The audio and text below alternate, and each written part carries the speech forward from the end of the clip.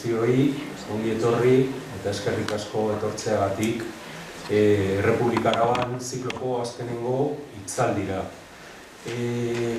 Gurekin egon dira Garbiñe Biurrun, Jon Pentxe, Antonio Rivera, Santiago de Pablo eta gaur beste goi mailako hizlariarekin disfrutatzeko aukera izango dugu. Buenas tardes, bienvenidas y bienvenidos a todos. Muchas gracias por venir a la última conferencia coloquio del ciclo La República en Álava, ayer y hoy. Y decía también que, que con nosotros han estado Garbiñe Biurrun, Jon Pentxe, Antonio Rivera y Santiago de Pablo en conferencias anteriores, y que hoy tenemos la oportunidad de contar con una nueva ponente, Miren Jonas, pero también una ponente de altura, ¿no? Bueno, la conferencia que nos toca hoy es hablar de mujeres y república. Bueno, antes de ello, tenemos que dar las gracias a nuestros colaboradores, al Instituto Valentín de Foronda, y dentro de él especialmente a Antonio Rivera, ¿no?, por su importación y paciencia, al Ayuntamiento de Vitoria-Gasteiz y por supuesto a los técnicos de Aldave que andan por ahí y siempre nos preparan todo con tanto mimo. Cuando nos juntamos a preparar estas charlas, teníamos claro que en abril queríamos hablar de Segunda República. Luego, total, que vino lo que vino el año pasado y tuvimos que terminar haciéndolo en noviembre, ¿no? Bueno, cualquier mes es bueno para hablar de República, ¿no? Y otra de las cosas que teníamos clara era que el mes de marzo lo queríamos dedicar, sin duda alguna, a hablar del tema de la mujer, tema indisociable a los valores republicanos. Y hoy, justo hace 365 días que lo íbamos a hacer, no pudo ser, pero aquí estamos, ¿no? O sea, ha coincidido. Cuando nos juntamos con Antonio, enseguida nos faltaba buscar la persona idónea para esta charla, y él dio con la tecla, ¿no? Un placer y un orgullo que esté con nosotras. Doy paso a presentaros a las mesas. Miren, Nerea, Andrea.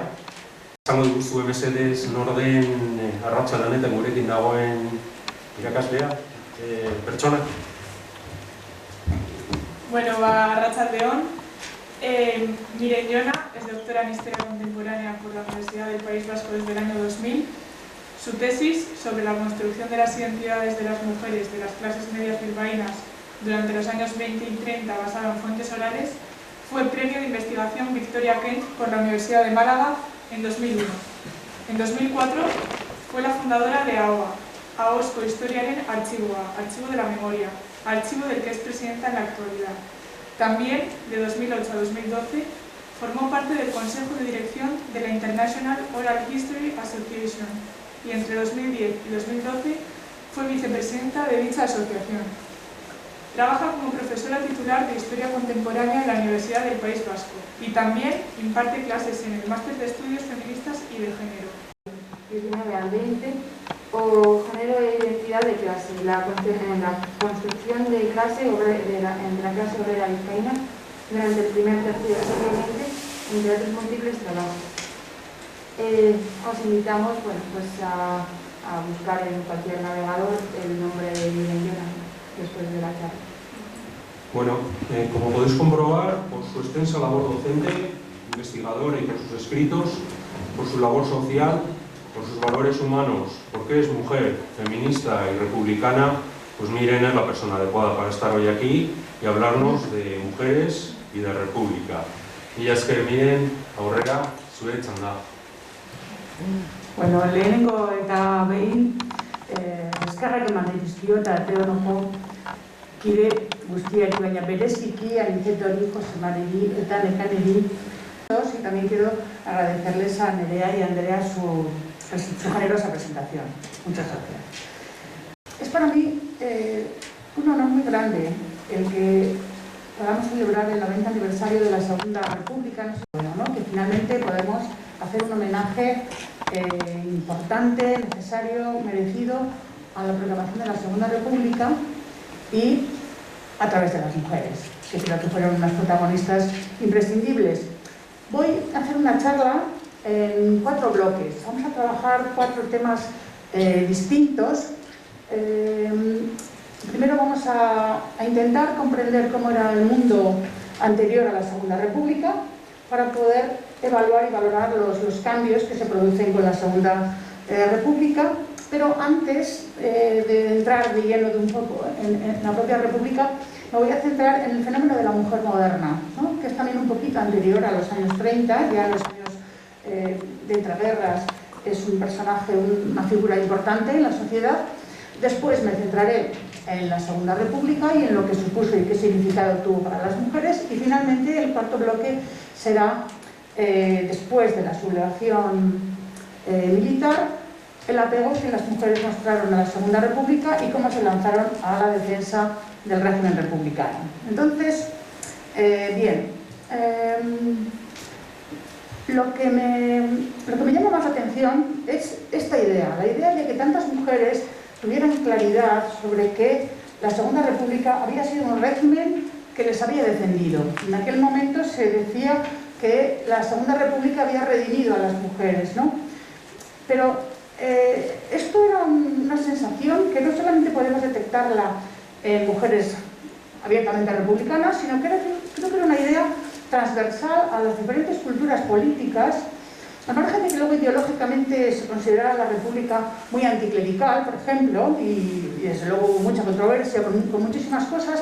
Yo creo que mujeres de todas las culturas políticas sintieron que los espacios que se abrían, la liberalización en diferentes terrenos y los impulsos en el tema de la política y en el tema de la educación, como veremos, pues favorecían a todas las mujeres, ¿no? Para valorar lo que significó la República es importante entender que el mundo anterior a la proclamación de la Segunda República era un mundo profundamente misógino. Quizás ahora nos cuesta hasta comprender el nivel de discriminación y de misoginia, ¿no? Es decir, toda la desigualdad de género, la desigualdad entre hombres y mujeres estaba muy arraigada en la sociedad y en la mentalidad de las personas, pero de hombres y de mujeres también, ¿no? A la vez, sabemos que el siglo XIX era un siglo de progreso, y el progreso es como positivo. Sin embargo, ese progreso no fue tan positivo para las mujeres, ¿no? Lo que estaba en el ambiente eran unos conjuntos de ideas que se mezclaban y que tenían como un fundamento importante, que era la misoginia tradicional de la Iglesia, que se arrastraba desde siglos anteriores y que insistía en la inferioridad de las mujeres. Pero en el siglo XIX a esa misoginia tradicional se le unió la misoginia científica, es decir, el empeño de muchos hombres progresistas y científicos en demostrar la inferioridad de la mujer desde el punto de vista académico.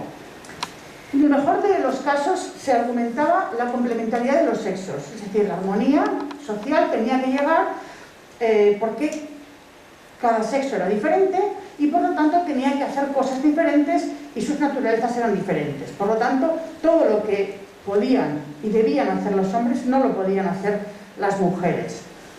La combinación de todo ello creó una situación que ya en las primeras décadas del siglo XX era de una enorme, digamos, discriminación, y las mujeres quedaron víctimas de una montaña de prejuicios que se habían construido sobre ellas y quedaron excluidas por ley de la ciudadanía política, del disfrute de los derechos civiles, del derecho a la educación y del ejercicio de las profesiones liberales, no del trabajo. Las mujeres siempre han trabajado, pero han trabajado en todos los trabajos duros, en los no cualificados, en todos aquellos en los que hacía falta una cualificación, profesiones liberales, etc. Esos quedaron vedados para las mujeres. Entonces, nos interesa comprender lo que significó el Código Civil napoleónico y la misoginia que se extendió por todo el mundo occidental y que fue la gran aportación de Napoleón, pero en realidad de todo el ciclo revolucionario que se abrió con la Revolución Francesa. Os traigo aquí a Olympe de Gouges. Olympe de Gouges es una revolucionaria francesa que fue la mujer que escribió la Declaración de los Derechos de la Mujer y de la Ciudadana. ¿Por qué hace esto en 1791? Pues porque en 1789, cuando estalla la Revolución Francesa, se hace la proclamación de los derechos del hombre y empieza a haber una batalla con la idea central de la exclusión de las mujeres de la libertad, la igualdad y la fraternidad.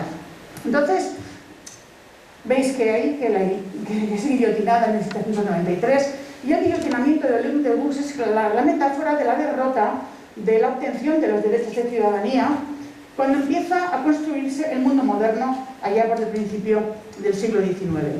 Entonces, aunque Napoleón es derrotado militarmente, digamos que su victoria es política porque deja este Código Civil de 1804 que va a ser adoptado por la mayor parte de los países occidentales y que va a ser la columna vertebral de la organización civil y moderna de las sociedades laicas y actuales, ¿no?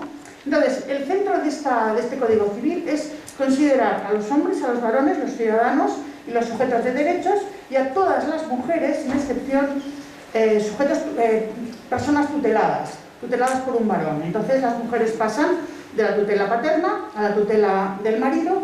Por lo tanto, en el siglo XIX la condición de la mujer soltera se convirtió en una anomalía. No tenía estatus civil, no tenía posibilidad de funcionamiento, digamos, autónomo e independiente. No se la consideraba como un ente autónomo.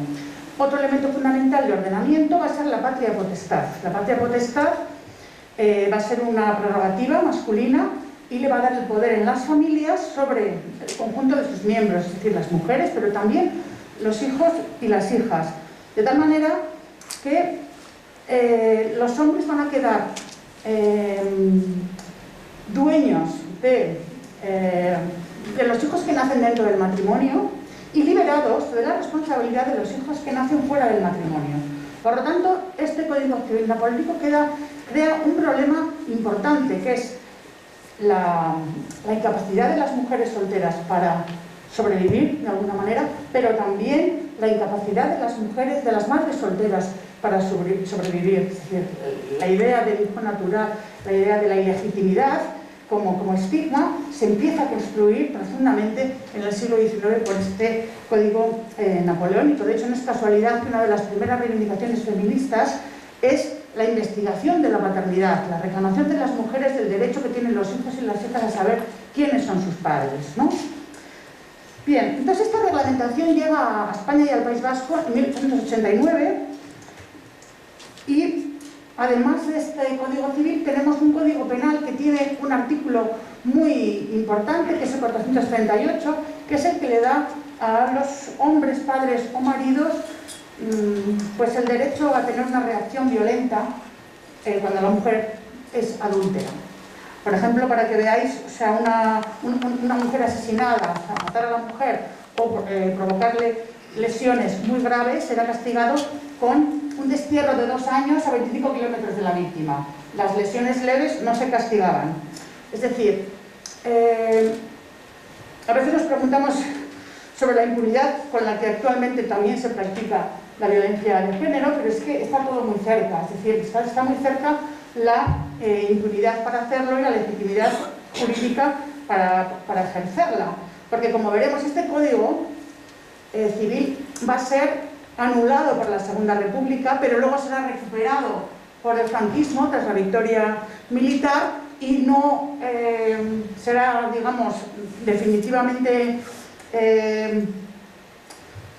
acabado hasta la transición. Por lo tanto, fijaros la duración de este tipo de medidas, ¿no?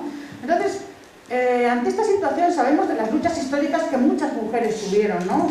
Pues se ha puesto Aniceto antes a un montón de mujeres protagonistas importantes. Tenemos aquí a Concepción Arenal, que ella misma denunciaba que las leyes políticas excluían a las mujeres, las civiles las postergaban, pero las penales les exigían las mismas responsabilidades.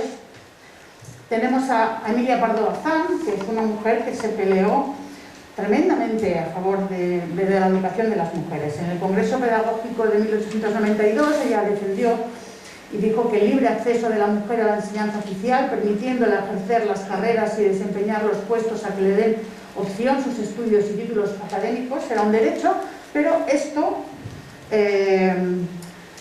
hubo 290 votos en contra, 260 a favor, 98 abstenciones y ahí quedó. Estamos en la última década del siglo y no se está dando cauce al derecho a la educación de las mujeres. Habrá que esperar hasta 1910 para poder acceder a la universidad, etcétera, ¿no? Para que tengáis un dato de de las dificultades que hubo en el curso en 1929-1930, cuando se va a proclamar la República. Solamente el 14% del alumnado bachiller era femenino y el 5,1% del universitario. Bien, entonces la demanda de derechos políticos y civiles son unas demandas que se están cociendo de alguna manera durante los años de entreguerras, desde el final de la Primera Guerra Mundial. Surgen grupos femeninos socialistas, surgen las damas rojas republicanas que tienen un activismo importante denunciando el clericalismo. También hay movilización de mujeres conservadoras de Acción Católica que construyen una idea del feminismo católico que tuvo mucho recorrido. Tenemos a las liberales que crean la Asociación Nacional de Mujeres Españolas, con Benita Asas Manterola, que es una mujer donostiarra, pero que era maestra en Bilbao y que luego fue presidenta de esta asociación en Madrid, que fue la asociación, digamos, más activa en la exigencia del derecho al sufragio para las mujeres. Tenemos a María de Maeztu, vitoriana, maestra en Bilbao, y luego, muy importante, crea y dirige la residencia de señoritas en Madrid en 1930, y ahí tenemos al conjunto, a esa nueva generación de mujeres modernas que son las que se van a sentir reconocidas ampliamente por la República. Es decir, la residencia de señoritas les dio la oportunidad de estar en Madrid, de poder estudiar, etc. Pero veis que es ya una generación de mujeres que se ha cortado el pelo, que tiene absolutamente otra forma de estar en el mundo, ¿no? Voy a enganchar aquí ya con el segundo bloque, que sería ese fenómeno de la mujer moderna. Porque además de los derechos civiles, los derechos políticos, el derecho a la educación y a una remuneración justa, las mujeres modernas en realidad lo que trajeron fue otra forma de entender la realidad, porque este mundo que se había construido tan binario, tan de que todo lo que es privilegio de los hombres está censurado en las mujeres, ellas lo querían transgredir. Es decir, las mujeres modernas son aquellas mujeres que hacen uso de la libertad, y en el uso de la libertad rompen las fronteras de género, del orden de género, ¿no? Claro, la figura de la mujer moderna, por esa razón, como actualmente las feministas podemos decir, ¿no? O sea, encendieron muchísimas polémicas y fueron objeto de críticas muy duras en la época, y pero a la vez fue el ejemplo, digamos, más claro de liberalización de los tiempos, ¿no? Entre las mujeres modernas tenemos a todas las primeras pioneras de todo. Es decir, en aquellos años, como la discriminación había sido tan fuerte, tenemos las primeras todo. Las primeras bachilleres, las primeras universitarias, las primeras deportistas, las primeras periodistas, las primeras concejalas, las primeras diputadas y mujeres de partido, es decir, las primeras todo, ¿no? Y todas esas mujeres transgredían esas fronteras de género que estaban tan fuertemente construidas, ¿no? Creo que la semana pasada, o hace 10 días, han descubierto los restos de María Domínguez, que fue fusilada en el 36 y que fue la primera mujer alcaldesa del pueblo de Gallur, y que fue ejecutada en el 36, ¿no? Bien, además de todo esto, para que veáis el cambio profundo que se estaba viviendo en la mentalidad, en la forma de entender la realidad y de estar en el mundo, las mujeres modernas aportaron novedades que estaban relacionadas con territorios prohibidos para las mujeres. Estoy hablando del atractivo sexual, estoy hablando de la moda, estoy hablando de arreglarse, estoy hablando de la belleza. Es decir, el mundo también estaba organizado desde el punto de vista de género para construir como dos grupos de mujeres, ¿no? Las Evas y las Marías, y entonces todo lo que tenía que ver con el atractivo, la tentación, la sexualidad y el cuerpo quedaba del lado de las Evas y del pecado, y en esa medida, cuando las mujeres transgredían esa frontera, lo que estaban poniendo en cuestión era su honradez, ¿no? Era su dignidad. Entonces todo esto empezó a cambiar enormemente en los años 20 y 30. Os he traído aquí estas palabras de Carmen de Burgos. Carmen de Burgos es una mujer, es la primera periodista reportera de guerra en la Primera Guerra Mundial. Es una mujer liberada, es una mujer que se separa de su marido agresor en Almería y va a Madrid y consigue sacar adelante a su familia con su trabajo, primero maestra, luego periodista, luego reportera de guerra, en fin. Entonces en el 27 escribe este libro sobre la mujer moderna y dice: el feminismo ha venido a salvar la moda porque ha emancipado a la mujer. El feminismo ha proclamado el derecho de la mujer a cuidar de su belleza, el poderse vestir y pintar a su gusto, sin disimulo, es una de sus grandes conquistas. Entonces, digamos que se está produciendo un abandono de la austeridad, de la belleza natural, y se está construyendo un nuevo tipo de belleza moderna, sofisticada, donde las mujeres, a través de esa construcción, pueden mostrar que su vida es diferente, que pueden ser otras personas, que pueden progresar, ¿no?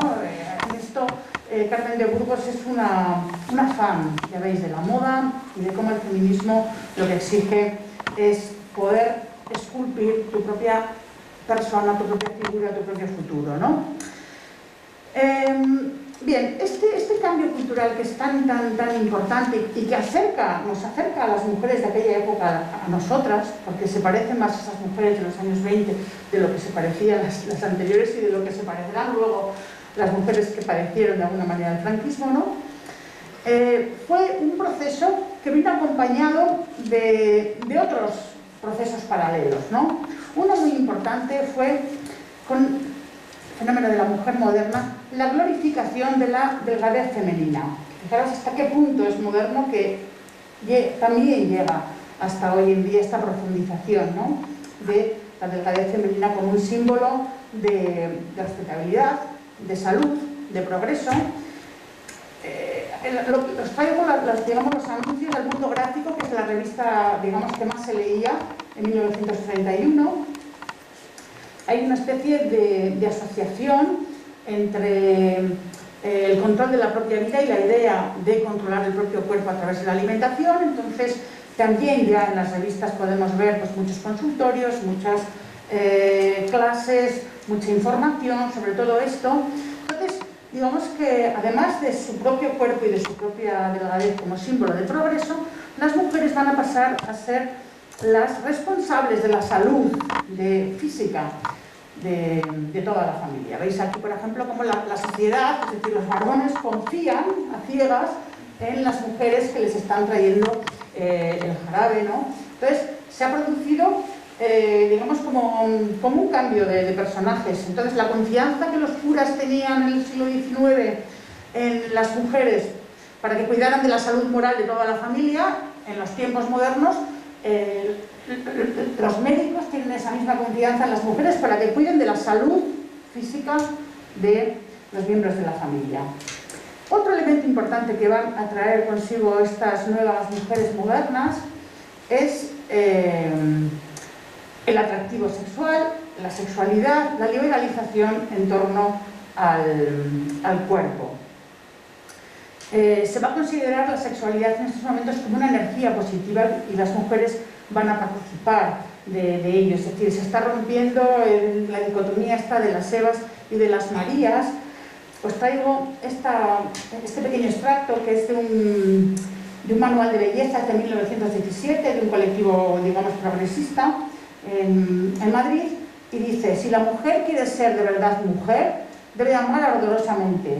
Cuanto más fuego haya en su sangre, cuanta más intranquilidad haya en su organismo, tanto más bella será, ¿no? Entonces parece que se está animando a la mujer a ser tentadora, seductora, a participar, ¿no?, del juego sexual, pero este mismo manual que está diciendo esto, les está diciendo también esto que os voy a leer, que es que la mujer se conserve en la plenitud de su virtud, sin conceder nada al hombre, nada, ni una caricia, ni un beso, ni una tolerancia a la mano amante, nada, nada, absolutamente nada. Entonces veis qué contradictorio era la liberalización. Es decir, en definitiva, la carga de la prueba y de la honradez y de la dignidad seguía en la actitud de las mujeres, ¿no?, en mantenerse firmes, en mantenerse rígidas, realmente en no poder practicar la sexualidad libremente. Este cambio cultural importantísimo lo va a impulsar enormemente la Segunda República. La Segunda República forma parte de la dirección de todas estas nuevas corrientes liberalizadoras. En el caso de la sexualidad de las mujeres y de esta nueva libertad, lo que la Segunda República tiene en mente es una reforma de las costumbres que ataña fundamentalmente a la masculinidad y a las familias. Es decir, lo que la Segunda República quiere es que los hombres abandonen el café, que abandonen la taberna, que abandonen el prostíbulo. Y entonces lo que se está proponiendo es que es como si construyeran un nuevo mandato para las esposas. Tienen que ser atractivas, el matrimonio también tiene que significar no el mundo de la pureza de Eva, perdón, de la pureza de María, sino también el protagonismo de Eva, y todo esto se va a trabajar mucho en la Segunda República. Por lo tanto, a lo que voy es que no son tiempos en los que haya una liberación sexual para las mujeres, desgraciadamente, sino que hay eso, muchos debates, muchos cuestionamientos, pero que tienen sobre todo que ver con nuevos mandatos para las mujeres en el contexto de la monogamia, en el contexto del matrimonio heterosexual, etc. Bueno, esto en sí mismo es todo un gran debate, pero me interesa destacarlo porque estamos en una atmósfera cultural, en una sensibilidad respecto a la libertad completamente diferente a la de años y décadas anteriores, y en este momento de efervescencia se proclama la Segunda República, como sabemos, ¿no? Y entonces ya entramos de lleno a la Segunda República. El cambio que trajo fue radical, fue muy significativo, y no hay más que fijarse en la Constitución de la Segunda República, ¿no? Como dice su artículo 25, no puede ser fundamento de privilegio jurídico la naturaleza, la filiación y el sexo. Su artículo 40, todos los españoles sin distinción de sexo podían ser admitidos a los empleos y cargos públicos. El artículo 43 fundaba el matrimonio en la igualdad de derechos para ambos sexos. Es decir, esto ahora a nosotras no nos suena muy actual, porque en el fondo es el lenguaje que va a llegar, que llegará después de la transición, pero en el momento es un lenguaje novedosísimo, es una de las constituciones más progresistas de la Europa occidental, junto con la de Weimar en Alemania, ¿no? Y bien que a la vez se modificaron los códigos civil, el artículo 439 desapareció, etc. O sea, toda esta modificación legislativa es extraordinaria y dice mucho del lugar que la Segunda República quería dar a las mujeres, ¿no? Sin embargo, el verdadero cambio de los tiempos y lo significativo fue la conquista del derecho al voto de las mujeres, ¿no? Como sabemos, el peso de la defensa de este derecho recayó fundamentalmente en Clara Campoamor. Clara Campoamor es una mujer muy adelantada a su tiempo, tenía una gran confianza en las mujeres, y yo creo que tenía esa confianza porque ella era una mujer del pueblo, es decir, era una mujer de condición humilde, una mujer trabajadora, una mujer que empezó como modista, que siguió como dependienta, que luego fue traductora, que trabajó como administrativa, que compaginó trabajo y estudios, se hizo bachillera, y para 1924 sacó la carrera de Derecho, y cuando se proclama la República ella había defendido casos importantes, tenía un prestigio como abogada. Pero fijaros, esta trayectoria es vital, es importante, porque verdaderamente ella siempre confió en que las mujeres, si la República las defendía, las mujeres corresponderían a la defensa de la República cuando fuera necesario. Os quiero leer, dentro de todos los discursos que se hicieron, ¿no?, en el contexto de debate sobre el sufragio, etc., ella decía, ¿no?, en la Cámara, decía: es un gran error dejar al margen de la República a la mujer, que representa una fuerza nueva, una fuerza joven. Ayudáis a la República atrayéndoos esa fuerza que espera ansiosa el momento de su redención. Y esto pues fue totalmente así cuando llegó la hora, cuando llegó la sublevación militar, las mujeres supieron responder, y yo creo que pues eso, el futuro, la historia le dio la razón a Clara Campoamor, aunque conseguir el voto le costó su carrera política. De alguna manera no tuvo ya, digamos, cauce ni recorrido a nivel político, y cuando se tuvo que exiliar es una mujer que al no tener, digamos, cultura política que le recogiera o con la que vivir en el exilio, pues fue una mujer que tuvo una vida dura, una vida bastante en solitario, ¿no?, desde el punto de vista político. O sea, tiene mucho mérito. Bueno, a lo que vamos. La cuestión es que hay un debate que es muy enconado, pero finalmente el derecho sale adelante. En este momento hay 3 mujeres en la Cámara, porque cuando se proclama la República se hacen unas Cortes Constituyentes para conformar esa Cámara. Aceptan que las mujeres sean elegibles, y entonces entre 470 escaños hay 3 que salen: Clara Campoamor, Victoria Kent y Margarita Nelken. Fijaros el nivel de apisonadora, ¿no?, masculina en el propio Parlamento, pero finalmente por 161 votos a favor, 121 en contra y 188 abstenciones, el 1 de octubre de 1981 se aprobó el derecho al voto. En contra votaron los republicanos, incluido el partido de Clara Campoamor, y entre los socialistas hubo también sonadas, digamos, desafecciones, ¿no? Indalecio Prieto salió del hemiciclo diciendo que esto era una puñalada trapera a la República. Bueno, pues estas son anécdotas famosas, ¿no? La cuestión es que Clara Campoamor también tuvo razón en que conseguir el voto femenino ayudaría a la movilización de las mujeres, al activismo de las mujeres y a su politización, y así fue. Es decir, en las primeras elecciones en las que las mujeres pudieron votar, en 1933, o sea, las mujeres de todas las culturas políticas se lanzaron a la defensa de sus ideales, ¿no? Tenemos mujeres republicanas, tenemos socialistas, tenemos nacionalistas, tenemos conservadoras y católicas, es decir, todas se lanzaron a la arena política a hacer activismo, y todavía más este activismo se intensificó más en las siguientes elecciones, que fueron las de febrero de 1936, cuando ganó el Frente Popular. O sea, en la medida en que la sociedad se iba politizando más, también se iba, digamos, enconando más, ¿no?, las posiciones políticas, etcétera. Las mujeres participaron de todo ese recorrido político. Bien, os he traído una muestra de este auge del activismo republicano, y es la creación en el barrio obrero de Torreurizar, en Bilbao, de esta asociación de mujeres, ¿no?, que se llamó la Federación de Mujeres Modernas.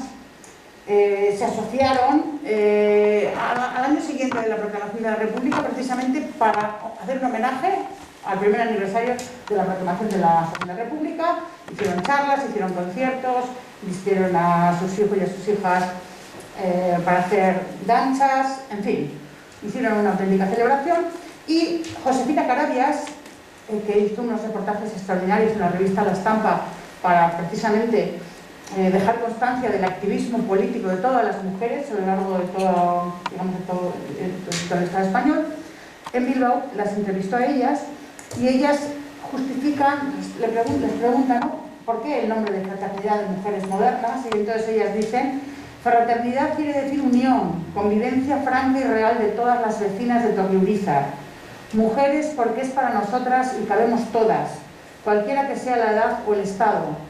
No digo condición social, que todas somos obreras. Y modernas significa que queremos romper con todo lo viejo y caduco y nos incorporamos a la vida actual sin vacilaciones y llenas de valor. Ya veis qué asociación tan directa y vinculación entre la idea de mujer moderna, la idea de incorporación a la vida actual y la idea de abandonar el mandato único, unívoco de la familia, la maternidad, cuidar a los hijos, etc. Es decir, la vida actual significaba muchas más cosas, y sobre todo aquello que había estado prohibido, ¿no?, que tenía que ver con el mundo público. Me interesa hacer hincapié en esta idea, la idea de la asociación que se está dando simbólicamente entre la República y la mujer moderna. Ambas cosas, mujer moderna y república, fueron símbolos de transformación y de progreso. Ambas fueron como una fuerza democratizadora que abrió cauces de libertad para las mujeres y también de respeto. Quiero subrayar esto porque luego veremos cómo el franquismo castigará a las mujeres modernas precisamente por esa asociación tan directa entre la República, la libertad y las mujeres modernas, ¿no? Pero un objetivo directo a atacar y a castigar. Bien, voy a entrar ya al cuarto bloque, que es el bloque de las mujeres republicanas antifascistas y qué pasa una vez que se produce la sublevación militar en el 36, el 18 de julio del 36. Bien, digamos que la asociación entre antifascismo y feminismo era también algo que se estaba labrando anteriormente, en los años 30, puesto que el fascismo se fue construyendo, ¿no?, poco a poco, de los años 20, etcétera, los años 30, y aunque la agrupación de antifascista del Frente Norte, que ya estábamos a estar en guerra, se produce en enero del 37, digamos que la vinculación del feminismo con el antifascismo es anterior. Se habían producido diferentes congresos en los años 30, en Ámsterdam, en París. Es importante el que se organiza en París en 1934, porque ya allí aparece el Comité Nacional de Mujeres contra la Guerra y el Fascismo, en la que todas estas protagonistas del activismo político republicano están participando, ¿no? Victoria Kent, Clara Campoamor, María Lejárraga, Dolores Ibarruri, etcétera, ¿no? Entonces, es interesante ver cómo el objetivo de este congreso es, por una parte, dejar claro, que ellas tienen claridad sobre que el fascismo es una gran amenaza para la emancipación de las mujeres, ¿no?, y para la igualdad de derechos, o sea, que todo lo que se ha conquistado puede ser arrebatado por el fascismo, y también que para luchar contra el fascismo quieren métodos pacíficos. O sea, feminismo y pacifismo es una alianza que se va a fortalecer en esos años. La paz en este momento va a ser un elemento activador de muchas voluntades, capaz de movilizar a miles de mujeres en toda Europa, pero también en España. Entonces, pues a menudo cuando entramos en el tema del antifascismo se pone mucho de relieve que era un movimiento, digamos, instrumentalizado por la Internacional Comunista, el poder del Partido Comunista sobre el antifascismo, el poder de Dolores Ibarruri sobre este Comité Nacional de Mujeres contra la Guerra y el Fascismo. Y yo, sin caer en la inocencia, soy de la opinión que, vale, no vamos a negar el interés que tenía la Unión Soviética en estos momentos por fortalecer la lucha antifascista, pero el movimiento antifascista era un movimiento profundamente plural, profundamente diverso, que fue capaz de aunar un montón de voluntades de personas de diferentes ideologías políticas y partidos políticos, y para muestra un botón. O sea, si veis aquí, por ejemplo, la Asociación de Mujeres Antifascistas, la AMA, que se organiza en enero del 37, pues es claramente un frente unido de mujeres contra la guerra. O sea, tenemos Acción Nacionalista Vasca, el Círculo Femenino Socialista, el Hogar de la Mujer Moderna, Juventud Socialista Unificada, el Partido Comunista, la Federación Anarquista Ibérica, Mujeres de Guipúzcoa, Mujeres de Navarra. Es decir, que la voluntad es claramente de aunar, de vincular a las mujeres a la lucha antifascista, pero ya en este momento, como sabemos, en un contexto de guerra.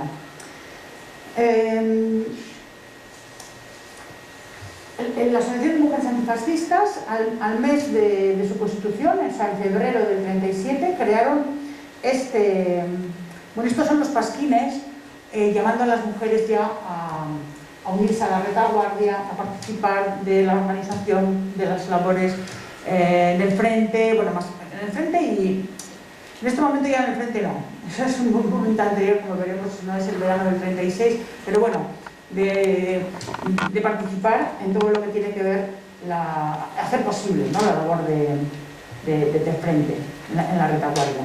Bien, estas mujeres crearon una revista, la revista Mujeres, que fue muy importante en los 4 meses, porque se va a publicar en Bilbao, y entonces desde febrero hasta junio, ¿no?, cuando entran los nacionales en Bilbao, y se acaba la publicación, pero editó 19 números, tenía una tirada de 10.000 ejemplares, es decir, es una revista potente en la que podemos ver lo que pensaban estas mujeres movilizadas, ¿no?, contra la guerra y en defensa de la República. Y entonces lo que vemos es que, en el fondo, los discursos que plantean sus reivindicaciones profundizan los caminos que había abierto la propia República para ellas, ¿no? Entonces avanzan en igualdad en el trabajo, en el derecho a la educación, pero también avanzan en la protección de las madres y en el derecho a la investigación a la paternidad, que sigue siendo una reivindicación fundamental, en el divorcio,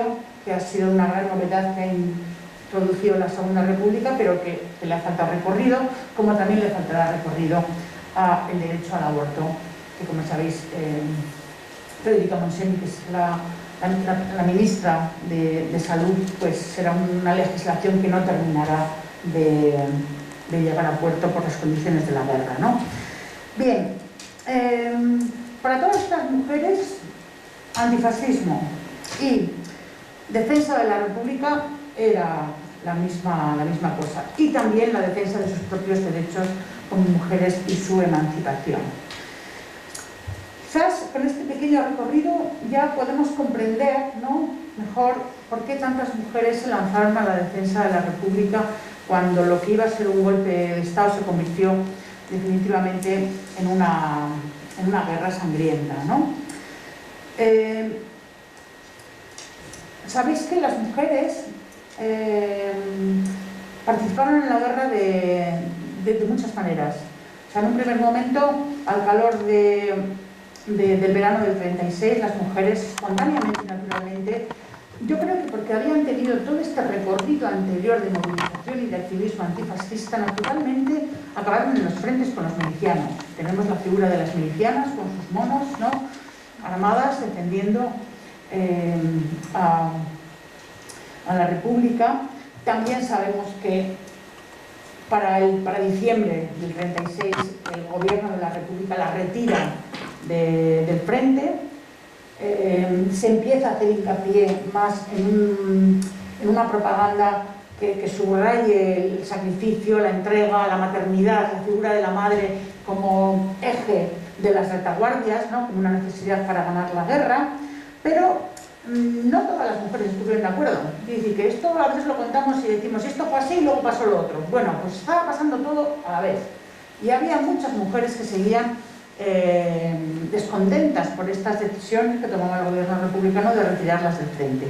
Por ejemplo, os leo lo que escribió Astrea Barrios en el semanario Mujeres, ¿no?, que es una socialista de Bilbao, y dijo: no sirva la disculpa de la no preparación femenina para ciertos menesteres. La mujer, como el hombre que es antifascista, no puede ver obstáculos de profesión, cuando estos obstáculos sirven para abrir el paso al enemigo común, el fascismo. ¿Es que el 19 de julio nuestros compañeros conocían el manejo de las armas? Bueno, ahí lo dejo, ¿verdad? Bien, esto es toda una gran controversia y un gran debate sobre hasta qué punto las milicianas pues eso, fueron las verdaderas, auténticas protagonistas de la guerra. Yo creo que quizás no lo fueran, porque sí que no fue una mayoría de mujeres que estuvieron en los frentes de guerra,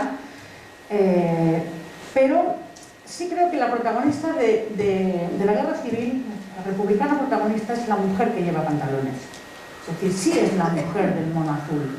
En la retaguardia republicana también hicieron montones de tareas, de cosas que tienen que ver con salud, que tienen que ver con aprovisionamiento, que tienen que ver con refugiados, que tienen que ver con los transportes, que tienen que ver con intendencias. Es decir, toda la infraestructura que posibilitaba que el frente funcionara estaba organizada por una retaguardia de mujeres que sí llevaban los pantalones. Y por eso no me parece casualidad que en 1937, cuando se organiza la Exposición Universal en París, en 1937, que es la Exposición Universal en donde Pablo Picasso presenta su Guernica, ¿no?, el cuadro de Guernica. Está dirigida esta exposición por Josep Renau, que en este momento es una figura importante de la propaganda republicana, es el director de Bellas Artes del Gobierno de la República, y ponen esta figura de mujer en la entrada al pabellón.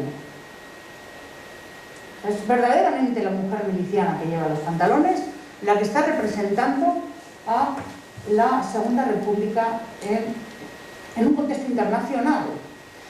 El eslogan que hay abajo, os lo leo, es: ha nacido la mujer capaz de tomar parte activa en la elaboración del porvenir. Es decir, aquí se ve la asimilación, la identificación del progreso y de la libertad que proclamaba la República con la libertad de las mujeres, ¿no? Entonces, casi el debate sobre las milicianas, la retirada del frente, es una anécdota, yo creo, con relación a este protagonismo que la figura de las mujeres tuvo en el contexto de la Segunda República y en el contexto de la Guerra Civil. Por eso también la derrota fue tan trágica, que es a lo que quería hacer antes mención. Es decir, el castigo a las mujeres republicanas fue brutal. O sea, en ese verano del 36 se mataron mujeres por ser modernas, por ser maestras, por ser esas mujeres que se habían cortado el pelo, porque fumaban. Es decir, por cosas que eran que simplemente mostraban esa ruptura de los cánones de género y de las fronteras, ¿no?, del orden de género. Para el franquismo, yo creo que la sujeción de las mujeres al varón fue el auténtico símbolo franquista de la capitulación de la Segunda República.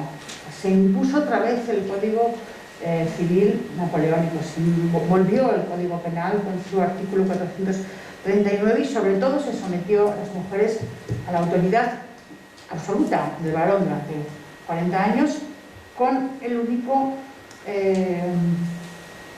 la única tarea y destino, diríamos destino, fue la familia y la casa.